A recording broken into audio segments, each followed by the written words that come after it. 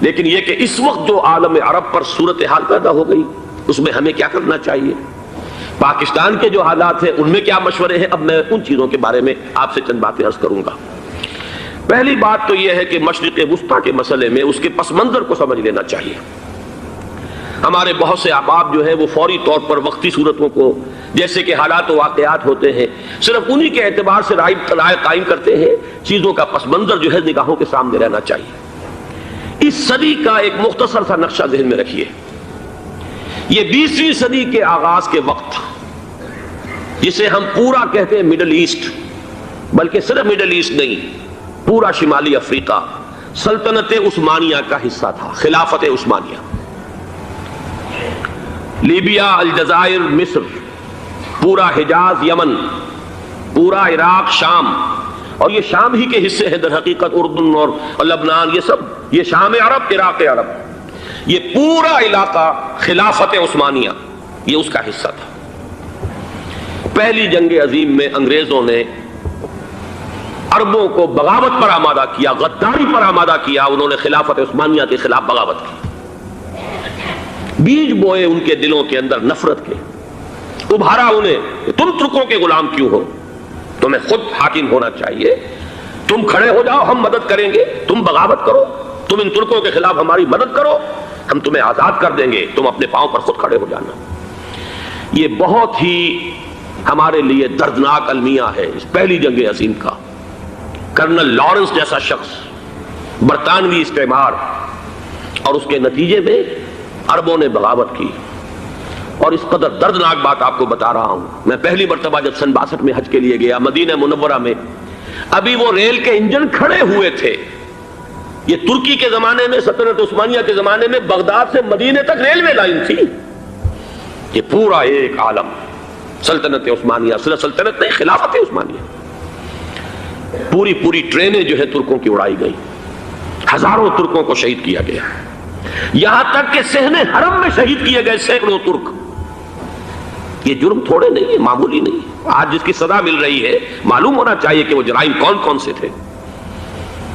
اب بھی جو لوگ گئے ہیں انہوں نے دیکھا ہوگا ترکی کا قلعہ موجود ہے اوپر پہاڑی کے اوپر، حرم کا جو سب سے بڑا دروازہ ہے باب ملک عبد العزیز، اس کے سامنے ایک لائبریری ہوتی تھی، اب تو غالباً وہ بھی گرا دی گئی ہے، اس کے پیچھے پہاڑی پر ترکوں کا قلعہ ہے پرانا، اس پر توپیں موجود تھیں۔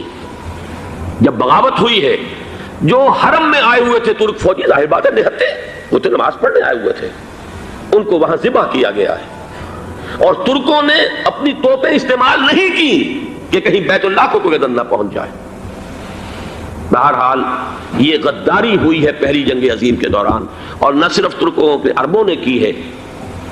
جیسا کہ میں نے کہا تھا، دو ہیں سب سے بڑے مجرم روئے ارضی کے اوپر امت مسلمہ کے طبقات۔ ہمارا پنجابی سپاہی بھی جا کر انگریزوں کی مدد کر کے ایلن بی کو قبضہ جو لے کر دیا بغداد کا، اس میں ہمارے مسلمان پنجابی سپاہی بھی شامل تھے۔ یہ خون چکاں باب ہے ہماری تاریخ کا اس صدی کا۔ لیکن اس کے بعد سلطنت عثمانیہ کے ٹکڑے ہو گئے، چیچڑے ہو گئے۔ ایک انگریز نے لکھا ہے یہ جملہ، زہر میں بجھا ہوا جملہ، کہ تاریخ میں یہ بات ثبت ہو جائے گی کہ ایک انگریز نے اس سلطنت کے ٹکڑے کر دیے کہ جو عمر فاروق نے قائم کی تھی رضی اللہ تعالیٰ عنہ۔ یہ پورا عالم، یہ تمام علاقہ کس نے پتہ کیا تھا؟ یہ بات ہاتھ بدل گئے تھے، پھر ترک آ گئے، خلافت عثمانیوں کے پاس چلی گئی، لیکن یہ سلطنت تو حضرت عمر رضی اللہ تعالیٰ عنہ کے زمانے سے چلی آ رہی تھی۔ اس کو ایک انگریز کرنل نے، اور اس نے بغاوت میں آمادہ کر کے عربوں کو اور ترکوں کے پیٹھ میں چھرا ڈھپوا کر ان کے ذریعے سے اور ٹکڑے کر دیے۔ لیکن جب جنگ ختم ہوئی، اب انہوں نے کہا کہ اب ہمیں آزادی دیجیے، تو اب انہیں معلوم ہوا کہ غداروں کو دنیا میں کیا ملتا ہے۔ ٹکڑے کر دیے گئے۔ یہ حصہ عراق یہ انگریز کے پاس رہے گا، شام کا یہ علاقہ یہ فرانسیسیوں کے پاس رہے گا، مصر پر انگریزوں کا تسلط رہے گا، لیبیا اطالویوں کے پاس رہے گا، لے دے کر یہ جو علاقہ تھا حجاز، چونکہ وہاں کچھ تھا ہی نہیں، بوادن غیر ذی زرع، یہ عربوں کے پاس چھوڑ دیا گیا۔ اس وقت جو بادشاہ ہیں شاہ حسین اردن کے، ان کے دادا سب سے بڑے غدار وہی تھے، لہذا ان کو اس علاقے کی بادشاہت دے دی گئی۔ اس کے بعد نجد سے ایک تحریک اٹھی ہے، وہ سعودی جو خاندان ہے وہ نجد سے اٹھا۔ نجد میں اس وقت کچھ بھی نہیں تھا، وہ تو صرف ریت کے تودے تھے اور کچھ بھی نہیں، لہذا ادھر کسی استعماری قوت کو دیکھنے کی ضرورت ہی نہیں تھی۔ وہ تو بعد میں تیل برآمد ہوا اور اس کی حیثیت ہو گئی، اور یہ امارات کا علاقہ جو ہے اس کی دنیا میں اب گویا کہ یوں سمجھیے کہ جو سب سے زیادہ اہم علاقے ہو سکتے ہیں روئے ارضی کے نقشے پر، ان میں سے ایک وہ ہو گیا۔ لیکن یہ اس وقت کی بات میں کر رہا ہوں، کوئی حیثیت نہیں تھی، لہذا اس کو چھوڑ دیا گیا۔ یہ ہے تاریخی پس منظر، یہ لکیریں جو کھینچی گئی ہیں، یہ ایک ملت اسلامیہ کو جو قومیتوں میں تقسیم کیا گیا، پھر نعرے لگوائے گئے المصر للمصریین الشام للشامیین۔ اب شامی ایک علیحدہ قوم ہو چکے ہیں، مصری ایک علیحدہ قوم ہو چکے ہیں، عراقی ایک علیحدہ قوم ہو چکے ہیں۔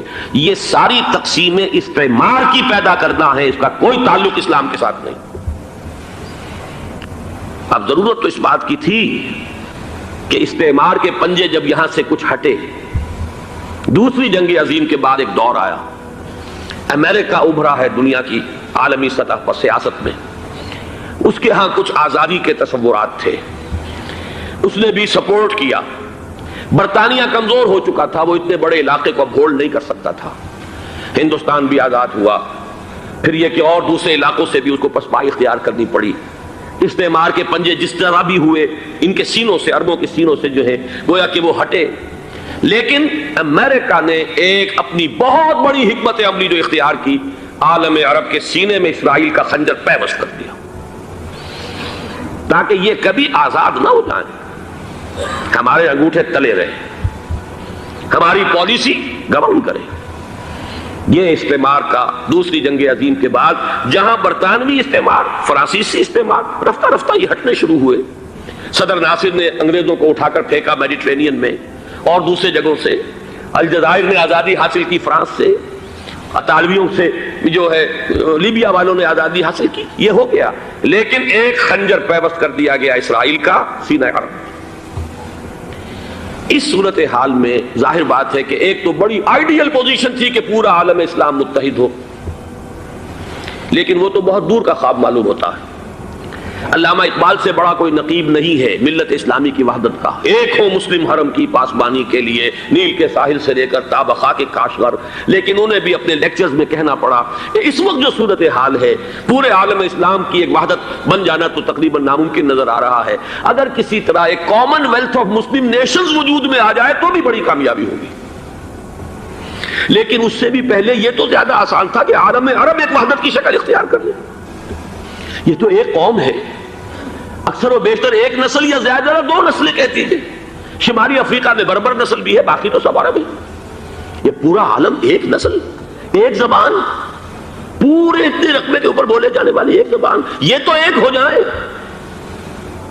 افسوس یہ ہے کہ اس کا ایک ہو جانا، ایک شخصیت ابھری تھی جو مذہبی مزاج کی شخصیت تھی، جو دینی مزاج کی حامل شخصیت تھی۔ اگر اس کی قیادت میں عالم عرب متحد ہو جاتا تو واقعتاً ایک بہت بڑا جو ہے مرحلہ وہ طے ہو جاتا پوری عالمی ملت اسلامیہ کی ایک وحدت اختیار کرنے کا۔ وہ شخصیت تھی شاہ فیصل شہید کی، اور اس لفظ کے ساتھ ہی آپ کے ذہن میں آ گیا ہوگا کیوں انہیں شہید کر دیا گیا، کس نے کیا کرایا، کہاں سے تعلیم حاصل کر کے آیا تھا وہ جس نے شہید کیا شاہ فیصل شہید کو، اس کی گردن پر کون سوار تھی، وہ یہودی لڑکی کے جس کے فوٹو بھی شائع ہوئے، ایک گردن پر اٹھائے کھڑا ہوا شہزادہ اپنی ایک یہودی دوست کو، لڑکی کو، اور وہی ہے کہ جس نے جا کر پستول سے شہید کیا ہے۔ جان اچھی طرح جان لیجئے، جیسے بارہا میں نے عرض کیا ہے کہ حضرت عمر کو شہید کرنے والا کہنے کو ابو لولو فیروز تھا، لیکن اس کے پیچھے پورا ایرانی نسل پرستی کا جو پورا پس منظر ہے، اسے تو ہر شخص جس کی ذرا بھی نگاہ جو ہے جو صرف منظر کو نہ دیکھ رہی ہو، پس منظر کو بھی دیکھنے والی ہو، وہ تو جان دے گی کہ ابو لولو فیروز ایک فرد کا نام نہیں تھا، وہ ایران کا انتقام تھا عالم عرب سے۔ بالکل اسی طریقے سے یہ امریکی استعمار کا ہتھ کنڈا تھا، اسے محسوس ہوا۔ شاہ فیصل مذہبی مزاج کا شخص، یہ ابھر رہا ہے، اور یہ شاہ فیصل کی حکمت عملی کا ذرا آپ اندازہ کیجئے۔ لاہور میں سمٹ کانفرنس ہوئی، اس میں وہ آئے، سب سے ٹاورنگ پرسنالٹی پورے اس وقت عالم اسلام کے اندر شاہ فیصل کی تھی، اور وہ گویا کہ ایک بہت ہی جس کو کہا جائے کہ ایک بہت ایلڈرلی، ایک بزرگانہ ایک شخصیت جو ہے، اور انہوں نے اپنے دولت کے دروازے، عرب میں وہ مشہور تھے کہ نہایت خسیس اور بخیل انسان ہے، اس لیے کہ وہاں وہ خرچ کرتے تھے حساب کتاب کے ساتھ، لیکن ان کے خزانے کھلے ہوئے تھے عالم اسلام کے لیے، ادھر بھی مدد ہے، ادھر بھی مدد ہے، ادھر بھی کام ہو رہا ہے، ادھر بھی کام ہو رہا ہے۔ پھر انہوں نے تیل کا ہتھیار استعمال کر کے ایک دفعہ امریکہ کو دن میں تارے دکھا دیے تھے، لہذا ان کا ہٹایا جانا سین سے یہ امریکی استعمار کے لیے لازم تھا۔ اب لے دے کر رہ گئے کون؟ سیکولر مزاج کے لوگ۔ پہلی اٹیمپٹ جمال عبد الناصر نے کی، ناکام ہو گیا۔ قذافی صاحب نے کوشش کی کہ وہ ان کی جانشینی حاصل کر لے، ناکام ہو گیا۔ اب ایک تیسری شخصیت صدام حسین کی، ملحد ہے، اسلام سے کوئی سروکار نہیں، باس کا فلسفہ، سیکولرزم پلس عرب نیشنلزم، یہ اصول ہے۔ لیکن یہ ہے کہ یہ شخصیت ابو بکر ایسی آئی ہے کہ اس سے اس وقت یہ جان لیجئے، میں امریکہ میں بھی عربوں سے مل کر آیا ہوں، سعودی عرب میں بھی اب میں وہ دیکھ آیا ہوں، نوجوان نسل جو ہے عربوں کی، پورا جو دوسرے عرب ممالک ہیں جہاں پر کہ مذہب کا اتنا چرچا ہی نہیں ہے، پورا فلسطینی عرب، جارڈن کے عرب، شامی عرب عوام، وہ سب کے سب صدام کے پیچھے ہیں اس وقت، اس لیے کہ انہیں نظر آ رہا ہے کہ ایک شخص پھر ایسا پیدا ہو کر سامنے آ گیا ہے جو شاید عالم عرب کو پھر یونائٹ کر دے۔ اور یہ ہے اصل وہ شے کہ جو امریکہ کے لیے کسی صورت میں قابل قبول نہیں۔ دولت کے یہ ذخائر، خلیج کی یہ دولت، سیال سونا اور اس کے ذخیرے، اور یہ کسی طریقے سے یہ امریکہ کے زیر اثر نہ رہے، یہ ہے وہ شے جو اسے برداشت نہیں ہے۔ وہ کوئی عربوں کی محبت میں نہیں آیا 2.5 لاکھ فوج لے کر، وہ کوئی شاہی عرب جو خاندان ہے سعودی، اس سے اس کی کوئی دلچسپی نہیں ہے، کوئی پتہ نہیں کہ وہ خود ان کو ہٹا دے اور وہاں پر کوئی جمہوری ڈھانچہ جو ہے وہاں پہ کھڑا کروا دے خود امریکہ۔ اس لیے کہ سعودی عرب میں دیکھ آیا ہوں، حالات اگرچہ ظاہر بات ہے کہ زیادہ گہرائی میں تو وہاں جانے کا موقع ہی نہیں ہوتا، بہت ہی مستبد حکومت ہے، لیکن صاف نظر آ رہا ہے کہ اس وقت دونوں طبقے نوجوانوں کے جو ہے وہ شاہی خاندان کے شدید خلاف ہو چکے ہیں۔ جو وہاں پر جدید مثقف طبقہ ہے، جدید تعلیم یافتہ، جو باہر پڑھ کر آیا ہے امریکہ میں اور کہیں اور وہ کثیر تعداد میں، اب وہ صاف سوال کر رہے ہیں کہ یہ بلینز اور بلینز آف ڈالرز کے جو ہمارا خرچہ آتا تھا، ہمارے ہتھیاروں کے آرڈر جاتے تھے، وہ کہاں گئے؟ کل 65,000 فوج، اور عرب کے پاس، سعودی عرب کے پاس اتنے ٹینک بھی نہیں ہیں جتنے کہ یمن جیسے غریب ملک کے پاس ہے، تو ہمارا روپیہ یہ گیا کہاں؟ یہ ایک سوال ہے جو ہر شخص کے ذہن کے سامنے ہے۔ اب ہمیں اپنے معاملات کو خود سنبھالنا ہوگا۔ اسی طریقے سے جو مذہبی طبقہ ہے، اور وہاں ہے بڑی تعداد میں مذہبی طبقہ نوجوان جن میں بڑا جذبہ ہے، اور ان کا وہ جوش جہاد انہیں جہاد افغانستان تک لے کر آیا ہے۔ سینکڑوں عرب نوجوان یہاں جو ہے شہید ہوئے، اپنے ملک میں تو انہیں بولنے کی بھی کوئی امکان نہیں ہے، لیکن یہاں وہ جذبہ جو اندر اندر پروان چڑھ رہا ہے، وہ جذبہ انہیں لایا ہے اور افغانستان کی سنگلاخ وادیوں کے اندر انہوں نے جام شہادت نوش کیا ہے۔ وہ طبقہ بھی شدید مخالف ہو چکا ہے کہ انہوں نے امریکیوں کو بلا کر، ان میں یہودی بھی ہیں، عیسائی تو ہے ہی ہے، یہودی ہیں، یہودی عورتیں ہیں، جو کچھ اب وہاں بے حیائی اور بے پردگی کے مناظر نظر آ رہے ہیں۔ یہ سرزمین عرب، میں نے امریکہ میں تقریر سنی ہے اسنا کے جو فائنل ان کا ایک سیشن تھا، اسلامک سوسائٹی آف نارتھ امریکہ، جس میں میں مدعو کیا گیا تھا، اسی لیے میں نے یہ سفر کیا تھا۔ ایک نوجوان نے جو تقریر وہاں پر کی ہے، واقعہ یہ ہے کہ میں حیران رہ گیا اس کی جرأت کا۔ اس نے کہا کہ حضور نے فرمایا تھا کہ جزیرہ نما عرب میں 2 دین جمع نہیں ہو سکتے، اور آج شاہی خاندان کی صرف اپنی حکومت کو بچانے کے لیے امریکیوں کو اتنی بڑی تعداد میں بلا لیا گیا ہے، جن میں موبائل چرچ بھی ہیں، موبائل سینیگوگز ہیں، یہودی مرد اور عورتیں جو ہے دندناتے پھر رہے ہیں آج عرب کی سرزمین پر۔ لہذا جو مذہبی طبقہ ہے وہ اس پر شدید رد عمل جو ہے اس کے اندر پایا جاتا ہے۔ یہ حالات ہیں جو میں آپ کے سامنے چاہتا تھا کہ رکھوں۔ یہ وہ شامت اعمال ہے۔ ایک طرف یہ کہ وہ شخصیت جو ہے صدام حسین کی، وہ کوئی پسندیدہ شخصیت نہیں، لیکن یہ کہ اس شخصیت کو تقویت دینے والے بھی تو یہی لوگ تھے۔ انہیں خطرہ تھا ایران کے انقلاب سے کہ کہیں اسی قسم کا کوئی انقلاب ہمارے ہاں نہ آ جائے، لہذا انقلاب ایران کو ایکسپورٹ نہ ہونے دے، اس لیے انہوں نے اسی صدام حسین کو بلینز اور بلینز آف ڈالرز کی مدد دی۔ آج وہی ہے، عربی کی تو ایک کہاوت بھی ہے، سمن کلبک، یا کو لوگ اپنے کتے کو کھلا پلا کے موٹا کرو، کسی روز تمہیں کو کاٹے گا۔ آج وہ تو انہیں کاٹ رہا، لیکن یہ کہ اس کا جو علاج تجویز ہوا ہے وہ انتہائی خوفناک ہے۔ 2.5 لاکھ امریکی، وہ استعمار کے پنجے جو بمشکل عالم عرب کے سینے سے جو گڑے ہوئے تھے اس استعمار نے، مشکل ہٹے تھے کہ ایک دم اب وہاں پر خبریں آ رہی ہیں، فرانسیسی بھی آ رہے ہیں، برطانوی بھی آ رہے ہیں، کہاں کہاں سے فوجیں آ رہی ہیں، اور وہاں پر 2.5 لاکھ تو صرف امریکن آرمی کا، اس میں تقریباً 1.5 لاکھ تو پہنچ چکی، اور جو بھی ہوگا وہاں پر جیسا کہ میں نے عرض کیا ہے اس قدر خوفناک سین ہے۔ میں نے بہت سے حضرات واقف ہوں گے، کئی مرتبہ میں نے حوالہ دیا ہے مولانا سید حامد میاں رحمہ اللہ کا. انہوں نے ایک دفعہ مجھے بتایا تھا کہ احادیث میں جو قرب قیامت کے حالات و واقعات کی پیشن گوئیاں ہیں، ان میں یہ ہے کہ وہ جو آخری جنگ ہونی ہے جو کہ دجال کے خلاف ہوگی مسلمانوں کی، اور جس میں کہ حضرت مسیح علیہ السلام کا نزول ہوگا، جس کے سلسلے میں اس سے پہلے ایک جنگ ہوگی بہت خوفناک، بہت خوفناک. اور عجیب الفاظ ان کے یہ تھے کہ اس میں ایک طرف مسلمان اور عیسائی اور یہودی تینوں ہوں گے. یہ بات سمجھ میں نہیں آتی تھی کہ مسلمان اور یہودی ایک جگہ کیسے جمع ہو سکتے ہیں. آج وہ نقشہ نظر آ گیا. آج اسرائیل، امریکہ، سعودی عرب اب یہ ایک ہے. بلکہ چلتے آئیے، مصر، اسرائیل، سعودی عرب اور جو بھی ان کے حواری ہیں وہ سب ایک صف میں کھڑے، اور ان کے اوپر سیادت کس کی ہے؟ امریکہ کی. وہ نقشہ آ گیا ہے. اور اس جنگ کے سلسلے میں مولانا حامد میاں رحمہ اللہ نے مجھے بتایا تھا کہ حدیث میں الفاظ آئے ہیں، اتنے لوگ ہلاک ہوں گے، اتنے لوگ ہلاک ہوں گے، اتنے لوگ ہلاک ہوں گے کہ ایک پرندہ سینکڑوں میل تک اڑتا ہوا چلا جائے گا اور اسے سوائے لاشوں کے اور کچھ نظر نہیں آئے. یہ نقشہ خاکم بدہن تلا ہوا ہے، کھڑا ہوا ہے. جو بھی ہوگا کیمیاوی جنگ، کیمیاوی وارفیئر، کیمیکل وارفیئر اور پھر ایٹمک وارفیئر، جس کی کھلی دھمکیاں دی جا چکی ہیں. کبھی کوریا کے بارے میں اندیشہ تھا کہ یہ درندے خدا کی دھرتی کو، کوریا کی غریب بستی کو ناگاساکی بنا کے چھوڑیں گے، ہیروشیما بنا کے چھوڑیں گے. آج وہ صورتحال جو ہے عالم عرب پر، heart of the Arab land, اس پر یہ صورتحال بالکل تلی کھڑی ہے. اس میں ہمیں کیا کرنا چاہیے؟ میں نے یہ چاہا کہ پورا پس منظر آپ کے سامنے ہو. صرف وقتی سا کوئی ایک نعرہ، وقتی سی کوئی ایک خبر، اس کے حوالے سے ایک جذبات کا معاملہ، پورا ایک پس منظر سامنے رکھیے. اب وہ آپ کو شاید میری باتیں جو ہیں وہ سمجھ میں آ جائیں. نمبر ایک، ہمیں کسی صورت اس جنگ میں امریکہ کے گھڑے کی مچھلی نہیں بننا چاہیے.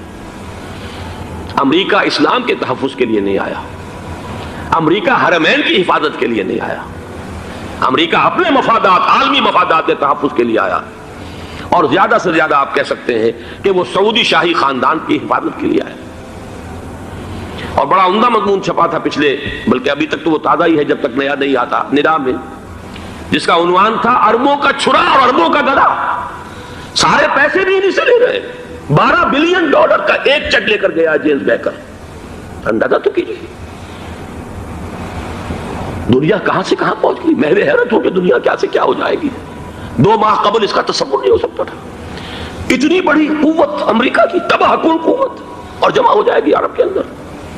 لیکن یہ کہ وہ کاس بھی اربوں ہی کی ہوگی، انہی کا چھرا، انہی کا گلا.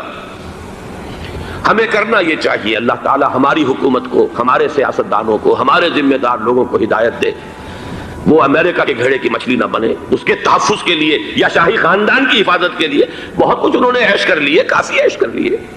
باقی یہ کہ اب جو کچھ ہونا ہے وہ ہونا ہے. حرمین شریفین کو تو خود عرب کے لوگ کہتے ہیں کہ کوئی خطرہ نہیں ہے. سارا جھگڑا تو وہ تیل کی دولت کا ہے. وہ تیل کی دولت جو ہے وہ شمال مشرقی کونے کے اندر ہے. بلکہ یہ کہ جو رد عمل پیدا ہوا عالم اسلام میں اور سعودی عرب میں، خود اس کے مذہبی نوجوانوں میں امریکی فوجوں کی آمد کے خلاف اس کا جواب دیا گیا رابطہ عالم اسلامی کی طرف سے کہ یہ جو بھی جنگ کا محاذ ہے، جو فوجیں ہیں، یہ حرمین سے تو 1500 کلومیٹر دور ہیں. تو حرمین کو تو کوئی خطرہ نہیں ہے. خطرہ ہے امریکہ کے عالمی مفادات کو. آج آپ کو معلوم ہے دنیا 2 طبقوں میں بٹی ہوئی ہے، دی رچ اینڈ دی پور.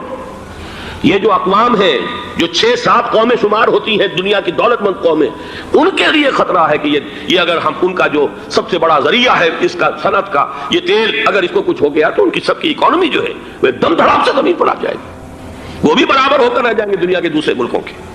یہ اس کی حفاظت کے لیے آئے ہیں. ہمارے نوجوان کو آج میں سوچتا ہوں کاش کہ ہمیں معلوم ہو، ہمیں وہ تاریخ دہرانی نہیں چاہیے کہ ہم نے پہلی جنگ عظیم میں انگریزوں کے استعمار کے پنجے گڑوانے کے لیے اپنی جانیں دیں. پنجاب کا نوجوان، پنجاب کا مسلمان سپاہی بھی جا کر LNB کو قبضہ دلوانے کے اندر اور بغداد پر قبضہ کرانے میں اس کے تعاون کیا، اس کی مدد کی. کیا آج بھی وہی تاریخ اپنے آپ کو دہرائے گی؟ آج ہمارا فوجی جائے گا وہاں پر امریکہ کے تحفظ کے لیے، اس کے مفادات کے تحفظ کے لیے. پہلی بات یہ کہ یہ ہرگز نہیں ہونا چاہیے. ہونا کیا چاہیے؟ پہلی کوشش یہ ہو کہ یہ بین الاسلامی معاملہ بنے، مسلمان امت آئے، امریکی فوجیں جائیں، فرانسیسی جائیں، برطانوی جائیں. ہاں اس صورت میں کہتا ہوں پاکستان کا ایک ایک بچہ وہاں جائے اور اپنی جان قربان کر دے، اس لیے کہ یہ قرآن کا حکم ہے. وَإِن طَائِفَتَانِ مِنَ الْمُؤْمِنِينَ اقْتَتَلُوا فَأَصْلِحُوا بَيْنَهُمَا فَإِن بَغَتْ إِحْدَاهُمَا عَلَى الْأُخْرَى فَقَاتِلُوا الَّتِي تَبْغِي حَتَّى تَفِيءَ إِلَى أَمْرِ اللَّهِ فَإِن فَاءَتْ فَأَصْلِحُوا بَيْنَهُمَا بِالْعَدْلِ وَأَقْسِطُوا إِنَّ اللَّهَ يُحِبُّ الْمُقْسِطِينَ۔ امت مسلمہ کو حکم دیا گیا ہے اگر مسلمانوں کے دو گروہ لڑ پڑے تو تم صلح کراؤ، اور اگر ایک فریق زیادتی پر تلا رہے اڑا رہے تو اب سب مل کر اس سے جنگ کرو یہاں تک کہ اسے اللہ کے حکم کے آگے جھکا دو۔ پھر اگر وہ اللہ کا حکم مان لے، صلح پر آ جائے، تو پھر عدل و قسط کے ساتھ ان کے درمیان صلح کرا دو۔ یہ ہمیں حکم ہے، مسلمانوں کو حکم ہے۔ لیکن یہ کہ یہ امریکی آ رہے ہیں اور امریکی استعمار اور امریکی مفادات اور اس کے لیے جو ہے پاکستان کا مسلمان سپاہی بھی جائے، میرے نزدیک کی کسی صورت میں صحیح نہیں۔ مطالبہ بھی ہو رہا ہے، آج ہی غالباً ایک انٹرویو آیا ہے، شاہ حسین کے بھائی جو ہیں حسن بن طلال، انہوں نے بھی یہی کہا ہے کہ اس کو مسلمانوں کو آپس میں اس معاملے کو طے کرنا چاہیے، اس قضیے کو، امریکی فوجوں کو یہاں سے فوراً واپس جانا چاہیے۔ اور یہی بات میں یقیناً تائید کروں گا، تحسین کروں گا، یہی موقف ایران کا ہے۔ ایران عراق کے خلاف جو یو این او کے سینکشنز ہیں، کہتا ہے ہم اس کی پابندی کریں گے، لیکن امریکہ کو یہاں سے نکلنا چاہیے۔ یہ مسلمانوں کا اپنا معاملہ ہے، وہ آپس میں طے کریں۔ پاکستان کو بھی یہی موقف اختیار کرنا چاہیے پوری قوت کے ساتھ۔ اس میں کوئی بھی اگر کمزوری ہو رہی ہے تو در حقیقت یہ گویا کہ ہم امریکی استعمار کے ہاتھ میں اس کا آلہ کار بن کر، کھلونا بن کر استعمال ہو رہے ہیں، جو کہ ہمیں کسی صورت میں نہیں کرنا چاہیے۔ اگر یہ بھی ناکافی ہو تو دوسرا ایک اور مسئلے کا حل موجود ہے، اس سے براڈر سطح پر، کہ غیر جانبدار ممالک اگر کوئی ہے ان کو بھی اس قضیے کے اندر شامل کیا جائے۔ ایک تحریک تھی کسی زمانے میں، کافی بڑی تھی، لیکن یہ کہ وہ بھی اگر اس کے اندر شامل ہو جائیں۔ لیکن امریکہ، رشیا، یہ تو ظاہر بات ہے سپر پاورز ہیں، ان کے مفادات ہیں، عالمی اور گلوبل مفادات ہیں، لہذا اول تو یہ ہونا چاہیے کہ بین الاسلامی معاملہ بنا کر، اس صورت میں جیسا کہ میں نے عرض کیا ہماری پوری فوج بھی جائے اللہ پر توکل کر کے، پاکستان کا محافظ اللہ ہوگا، اگر اللہ کے ایک حکم کے اوپر عمل کرتے ہوئے مسلمان یہاں سے جائیں اور جا کر وہاں پر جو ہے اپنی جانیں دینے کو تیار ہو جائیں۔ لیکن اگر یہ اس میں بھی کافی نہ ہو تو جو بھی غیر جانبدار ممالک ہیں ان کو بھی اس معاملے کے اندر شریک کیا جا سکتا ہے۔ بدرجہ آخر اگر پاکستانی فوج جائے، وہ صرف حرمین شریفین کے گرد و نواح میں ان کو ڈپلوائے کیا جانا چاہیے۔ اگر خدا نہ خواستہ وہاں پر کوئی آنچ آنے کی شکل پیدا ہو جائے تو اس کی، اے ارض پاک تیری حرمت پہ کٹ مرے ہم، اس کے لیے مسلمانوں کو تیار رہنا چاہیے۔ اس لیے کہ بہرحال جہاں تک ارض پاک کی حرمت کا تعلق ہے وہ ہمارے ایمان کا جز ہے۔ باقی برطانوی مفادات، امریکی مفادات، صنعتی ممالک کے مفادات یا کسی شاہی خاندان کے مفادات، یہ شاہی خاندان یہ تو گرتی ہوئی دیواریں ہیں، جانا ہے آج نہیں تو کل، لیکن یہ کہ اصل معاملہ ہے امت کا، اصل معاملہ ہے امت مسلمہ کا، اصل معاملہ ہے حرمین شریفین کا، لہذا ان دونوں چیزوں کو لازماً گڑبڑ نہ کریں۔ آپ حضرات کے علم میں ہے کہ اس سے پہلے ایران کی طرف سے بار بار مطالبہ ہوا کہ حرمین کو بین الاسلامی کنٹرول میں دے دیا جائے اور سعودی عرب کا اس کے اوپر سے جو انتظامی عمل دخل ختم کر دیا جائے۔ میں نے کبھی تائید نہیں کی، اس لیے نہیں کی کہ میرا مشاہدہ ہے، میں گیا ہوں بارہا، سعودی عرب کی حکومت نے چاہے خود بھی بڑے بڑے محل بنائے ہیں لیکن حرمین کی خدمت کے اندر بھی کوئی کمی نہیں کی، اس پر انہوں نے اربوں ڈالر اس پر بھی خرچ کیا ہے، اس کے اوپر انہوں نے اس حج کے انتظامات پر پوری حکومت جو ہے وہ اپنے آپ کو لگائے رکھتی ہے۔ لہذا اس اعتبار سے کوئی کمی کی بات نہیں وہاں پر آئی کہ جس کے لیے ضرورت ہو کہ ان کا عمل دخل وہاں سے ختم کیا جائے، لیکن یہ صورتحال اب جو پیدا ہو گئی ہے یہ بالکل مختلف ہے، اسے اس کے کانٹیکسٹ کے اندر دیکھا جانا چاہیے، اور اسی کے حوالے سے میں نے چند رائے آپ کے سامنے رکھی۔ اب آئیے پاکستان کی طرف، جو ہمارا اصل مسئلہ ہے، اس کے تو ہم سب سے بڑے ذمہ دار ہیں، اس کی بھلائی ہے تو، برائی ہے تو، اس میں خیر آتا ہے تو وہ بھی ہماری کوشش اس کے لیے ضروری ہے، اور کوئی شر پیدا ہوتا ہے تو اس کی ذمہ داری بھی ہم پر آئے گی۔ اس کے ضمن میں چند باتیں عرض کر رہا ہوں۔ شدید ترین خطرہ ہے، جیسا کہ میں عرض کر چکا ہوں، کہ بھارت حملہ کرے گا۔ مجھے تو تقریباً یہ رائٹنگ آن دی وال کے مانند ایک فیصلہ نظر آ رہا ہے، بلکہ آج میں کسی سے کہہ رہا تھا کہ اگر اب نہیں تو پھر کبھی بھارت حملہ نہیں کر سکتا۔ اس کے لیے سچویشن بالکل رائٹ ہے، 2 مرتبہ ایکسرسائز کر چکا ہے وہ، خاص ٹارگٹ بنا کر حیدرآباد کو، اور اس کے پیش نظر ہے سندھ میں جو بھی خلفشار ہے اسے اس کے علم میں ہے، جو بھی تصادم ہے۔ اب بھی اگرچہ اس وقت کی جو ہماری اندرونی سیاست ہے یہ اس کا کرشمہ سامنے آیا ہے کہ جی ایم سید صاحب کو ایگزونریٹ کیا جا رہا ہے، ان کو اب محب وطن کا خطاب دوبارہ دیا جا رہا ہے۔ وہ شخص کہ جس نے اسلام کے خلاف انتہائی زہریلی باتیں کی ہیں، وہ شخص جس کی کتاب اب پاکستان ٹوٹ جانا چاہیے، وہ لاکھوں کی تعداد میں ہندوستان سے چھپ کر آئی ہے، یہاں تقسیم ہوئی ہے، آج اسے سند دی جا رہی ہے۔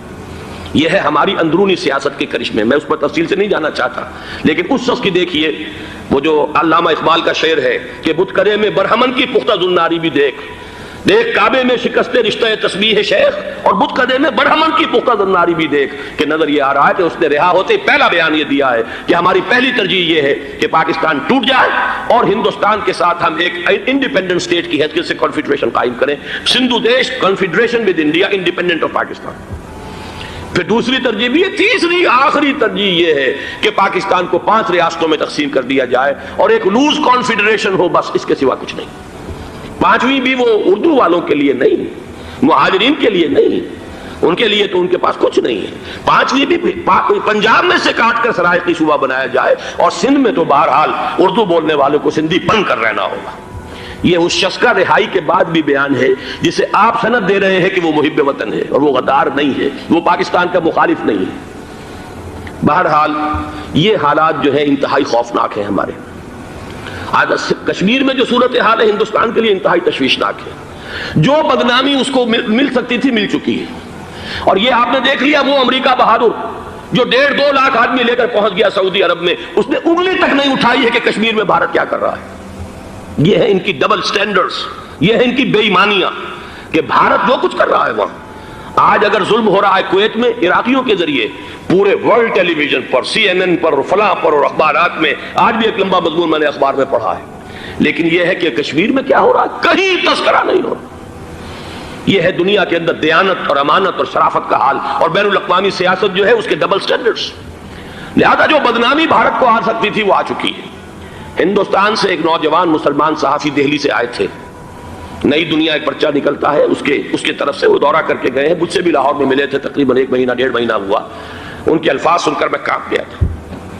انہوں نے کہا تھا کہ بھارت کی حکومت اس کے اوپر تلی ہوئی ہے کہ چاہے ایک اور آخری کشمیری کو بھی ہلاک کرنا پڑے، وہ کشمیر کے اندر کبھی بھی کوئی معاملہ جو ہے کشمیر کی آزادی یا کشمیر کو پاکستان کے لیے جانے کے لیے تیار نہیں ہے. کیا بگڑے گا اس کا؟ آپ سمجھئے کہ اگر 80-90 کروڑ قوم کی ایک قوم ہے، 1 کروڑ آدمی ختم کر دیں، ان کا دل تو جو ہے اس پہ دکھے گا نہیں. حال ہمارا یہ ہے کہ ہم تو کوئی چیلنج بھی نہیں کر سکے. ہم تو اپنی صفائی دیتے رہے کہ نہیں ہمارا کوئی ہاتھ نہیں ہے، ہم نے کچھ نہیں کیا ہے، ہمارا کوئی اس کے اندر عمل دخل نہیں ہے. بس یہی ہماری ڈپلومیسی کا شاہکار رہا ہے. یہ حال ہے پاکستان کا. لہذا بھارت کا وہ معاملہ جو ہے، میں نے جیسا کہ آپ کے سامنے مختلف فیکٹرز گنوا دیے تھے، اندرونی اس کی سیاست، اندرونی خلفشاں، وہ تو اب آ کر رہے گا. اللہ یہ کہ اللہ تعالیٰ کے قبضہ قدرت میں ہر شے ہے، وہ ٹال دے تو ٹال دے. مجھے اقبال کا وہ شعر یاد آ رہا ہے، تقدیر تو مبرم نظر آتی ہے ولیکن پیران کلیسا کی دعا ہے کہ یہ ٹل جائے. ہم دعا کریں کہ یہ ٹل جائے وقت، لیکن یہ ہے کہ تقدیر مبرم نظر آ رہی. اس حالت میں ہمیں کیا کرنا چاہیے؟ نمبر 1 یہ کہ سب سے اہم شے ہے قومی یکجہتی. اور قومی یکجہتی کے اعتبار سے انتہائی خوفناک مرحلہ آ رہا ہے انتخابات کا. انتخابات میں تو کچھ نہ کچھ فساد، کچھ نہ کچھ دنگا، کچھ نہ کچھ ہنگامہ، ایک دوسرے کے خلاف کیچڑ، ایک دوسرے کے خلاف الزامات، بوچھاڑ، یہ تو بڑھتے ہیں. بھارت میں بھی قتل و غارت گری ہو جاتی ہے کچھ نہ کچھ. لہذا یہاں پر بھی پیر پگاڑا صاحب جو ہمیشہ سے کہتے چلے آ رہے ہیں فیملی پلاننگ، آج پھر ان کا جملہ آ گیا ہے کہ شاید اس انتخابات میں فیملی پلاننگ کے ذریعے سے کوئی بہت بڑا کام ہو جائے. پہلی بات تو یہ ہے کہ میں نے اب تک یہ کہا ہے کہ انتخاب کسی صورت میں پوسٹ پون نہیں ہونے چاہیے. اب بھی میں یہ کہتا ہوں کہ اگر تو انتخابات کا بدل صرف ایک ہے اور وہ مارشل لا ہے، تو پھر مارشل لا سے تو بہتر ہے کہ وہ انتخابات ہوں چاہے اس میں کوئی خلفشار بھی ہو. اس لیے کہ مارشل لا کا مطلب جو ہے وہ تو سندھ کے اندر ایک ناگزیر دھماکہ ہو جائے گا، تباہ کن، خوفناک، اور پھر بھارت کو کچھ کرنے کی ضرورت نہیں ہوگی، کیا کرایا اسے سارا معاملہ سندھ کے اندر سے مل جائے گا. ماشاء اللہ ہرگز نہیں ہونا چاہیے. وہ بات جو سن 80 میں نے 18 اگست 1980 کو کہی تھی ضیاء الحق مرحوم سے، آج پھر اسی بات کی میں تکرار کر رہا ہوں، اعادہ کر رہا ہوں. ماشاء اللہ پاکستان کے لیے سوسائڈل ہے، لیکن ایک آلٹرنیٹ سامنے آیا ہے. ایک تو پشاور ہائی کورٹ کا ورڈکٹ آ گیا، اور یہ کہ کچھ اور لوگوں کی طرف سے بھی باتیں آئی ہیں. 1-2 دن ہوئے ہیں جنگ میں 2 اہم سرخیاں تھیں، اور وہ بڑے اونچے حلقہ جو ہمارا فوج کا اونچا حلقہ ہے اس کی طرف سے اگرچہ نام کسی کا نہیں تھا. ایک تو یہ کہ ماشاءاللہ یہاں کسی صورت نہیں لگے گا. دوسرے یہ کہ کوئی قومی حکومت کی تشکیل جو ہے اگر کسی طرح ہو سکتی ہو تو وہ اس وقت کا حل ہے، اور وہ اسی شکل میں ممکن ہے. اگر تو الیکشن آپ پوسٹ پون کرتے ہیں اور اسمبلیاں پرانی بحال نہیں کرتے تو پھر تو اس کا مطلب یہ کہ ہمارا کانسٹیٹیوشن ایبروگیٹ ہو گیا اور اس کا آلٹرنیٹ سوائے ایک مارشل لا کے اور کوئی نہیں ہے. لیکن اگر صدر اسحاق صاحب ہمت کر لیں ملک کے حالات کو دیکھ کر، جو اس وقت صورتحال ہے، جو خطرات ہیں بارڈر پر، ان کو دیکھتے ہوئے یا تو یہ کہ عدالتوں کے ذریعے سے اسمبلیاں بحال ہو جائیں، اس میں حکومت زیادہ رکاوٹ نہ ڈالے، یا یہ کہ خود صدر اسحاق صاحب واپس لے سکتے ہو قدم تو واپس لے لیں، لیکن یہ کہ تمام پارٹیز سے یہ پہلے عہد لے لیا جائے کہ وہ ایک قومی حکومت کی تشکیل کریں گے. یہ وہ بات ہے، آپ کو یاد ہوگا مرزا اسلم بیگ صاحب، انہوں نے بالکل شروع میں سن 88 کے الیکشن کے بعد کہا تھا کہ نیشنل گورنمنٹ فارم کی جانی چاہیے. اس وقت تو کسی نے دھیان نہیں دیا، پیپلز پارٹی بڑے نشے میں تھی، اس کو خاص طور پر سندھ میں جس طرح کا واک اوور ملا تھا، اس کا ایک نشہ تھا اس کے دماغ پر، اس لیے وہ سوچنے پر تیار نہیں ہوئی. لیکن یہ کہ وہ جو ایک فارسی میں کہا جاتا ہے کہ ہر چے دانا کنت کنت نادا لیک بعد از خرابی بسیار، اب اس خرابی بسیار کے بعد بھی اگر عقل آ جائے اور ایک نیشنل گورنمنٹ بنائی جا سکے اور اس کے حوالے سے الیکشن کو پوسٹ پون کیا جا سکے، تو میرے نزدیک یہ رائے پوری قوت کے ساتھ دی جانی چاہیے، پیش کی جانی چاہیے، اس لیے کہ الیکشن اس وقت جس خلفشار کا سبب بن جائے گا، ذریعہ بن جائے گا، اس کو تو گویا کہ اور بھارت کے جو گھناونے عزائم ہیں ان کو اور تقویت دینے کا سبب اور ذریعہ بن جائے گا. دوسری بات یہ، اس قوم کے اندر جذبہ جہاد، وہ ڈیفینسو جہاد، دفاعی جہاد، جس کے بارے میں کوئی دو رائے نہیں ہو سکتی کہ اس کے لیے جو جان بھی دی جائے گی وہ شہادت کی موت ہوگی. اس لیے کہ حضور کی حدیث ہے، من قتل دون مالہ فہو شہید، جو شخص اپنے مال کی حفاظت کرتے ہوئے مارا گیا مسلمان وہ شہید ہے. تو ظاہر بات ہے کہ اپنی آزادی کا تحفظ جو ہے وہ مال کے تحفظ سے زیادہ اہمیت رکھنے والی شے ہے. ایک جذبہ جہاد پیدا کیا جائے اور ایک پیپلز آرمی یہاں پر کھڑی کی جائے. عوامی فوج صرف نہیں کر سکے گی تحفظ جب تک کہ پوری قوم جو ہے وہ فوج کی شکل اختیار نہ کر لے. لیکن ظاہر بات ہے کہ اس کا بھی امکان اسی صورت میں ہوگا جبکہ کوئی ایسی حکومت وجود میں آ گئی ہو کہ جس میں وہ اپوزیشن اور گورنمنٹ کا جھگڑا جو ہے وہ اوپر نہ چل رہا ہو، وہ آپس کی محض آرائی نہ ہو، تبھی کوئی پیپلز آرمی جو ہے اس کا تصور جو ہے سامنے آ سکتا ہے. اللہ تعالیٰ توفیق دے کہ ہم اس کو بھی کر سکیں. آخری بات، آج میں سوچ رہا تھا کہ حضور کو اللہ تعالیٰ نے 2 تلواریں دے کر بھیجا تھا. ایک تلوار قرآن، جاہدہم بہی جہادا کبیرا، اے محمد یہ ہے آپ کی تلوار، اس کے ذریعے جہاد کیجئے، قلع قمع کیجئے جاہلیت قدیمہ کا بھی، قلع قمع کیجئے جاہلیت جدیدہ کا بھی، اور یہ بے یقینی کو رفع کیجئے، ایمان پیدا کیجئے. یہ ہے کہ جو آج ہمارے پاس وہ جہاد بالقرآن کے حوالے سے ہے. اور دوسرا ہتھیار تھا دین حق، هو الذی ارسل رسولہ بالہدی ودین الحق لیظہرہ علی الدین کلہ. وہ نظام عدل اجتماعی، وہ جو واقعہ یہ ہے کہ اگر اس کا نمونہ دنیا کو دکھا دیا جائے تو پوری دنیا اسے قبول کرے گی. اس لیے کہ دنیا تو پیاسی ہے، دنیا مختلف نظاموں کو ٹرائی کر کے تھک چکی ہے.